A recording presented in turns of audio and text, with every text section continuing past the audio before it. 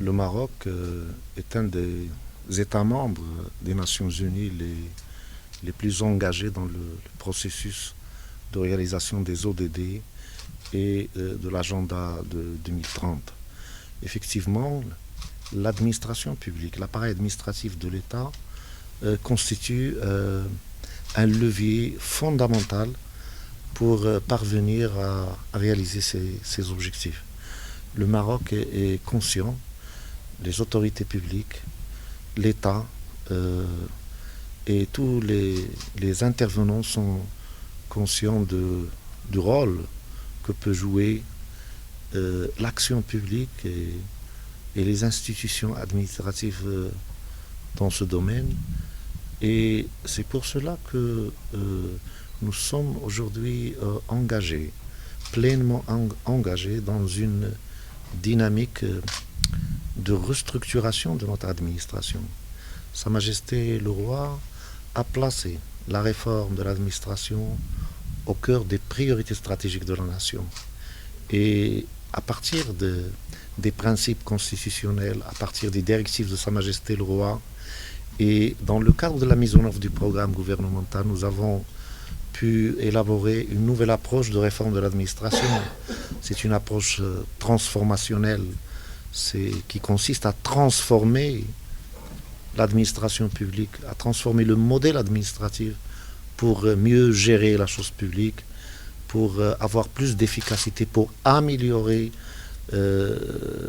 l'activité administrative de l'État et pouvoir parvenir à accomplir et réaliser les objectifs des ODD. Et notamment les deux objectifs, le 5e et le 16e. Le 5e qui consiste à établir l'égalité de genre.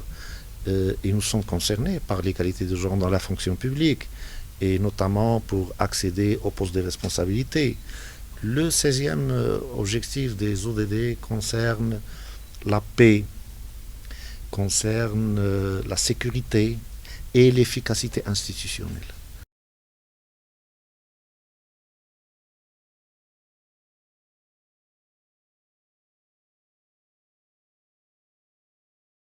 Ben, toute la notoriété et l'identité du CAFRAD, c'est justement la contribution à former, à mettre à niveau les compétences administratives des pays africains.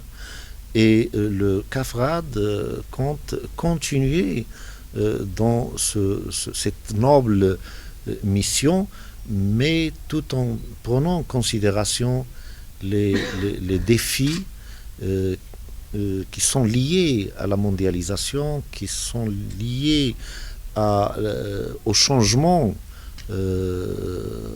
radical de la notion du service public et de la révolution numérique et technologique. Donc le CAFRAD, dans les programmes qu'il a établis lors du conseil administratif, prévoit un certain nombre d'actions à travers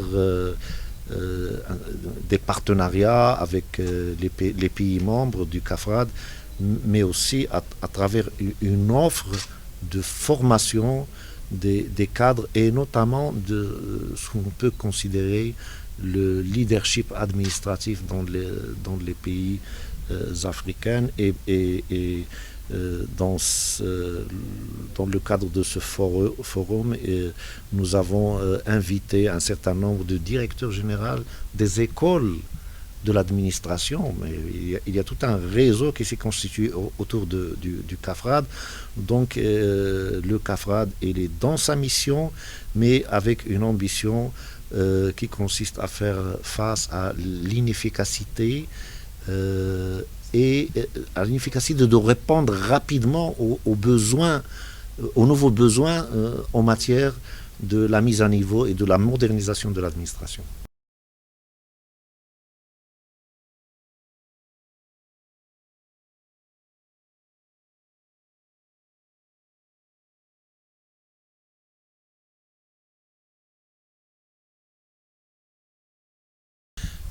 La coopération, cette dimension de coopération, et notamment la coopération sud-sud, a été évoquée lors des différentes discussions, aussi bien au sein du conseil administratif que du forum ce matin et cet après-midi.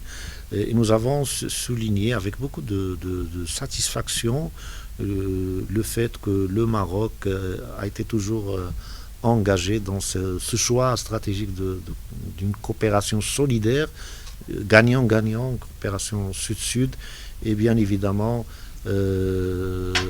tous les pays membres du CAFRAD savent très bien que le Maroc est toujours disponible à partager ses bonnes pratiques, à partager ses expériences.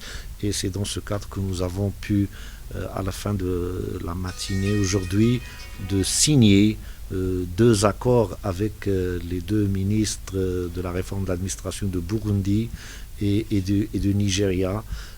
Et donc nous allons poursuivre la mise en œuvre d'un certain nombre de partenariats que nous avons tissés avec les pays amis, les pays frères. Et bien évidemment, nous allons veiller à ce qu'on peut aller vers plus d'ouverture et plus de partenariats, d'abord comme un pays qui abrite le CAFRAD, mais aussi comme un pays qui est en train de se constituer comme modèle et comme une puissance continentale émergente.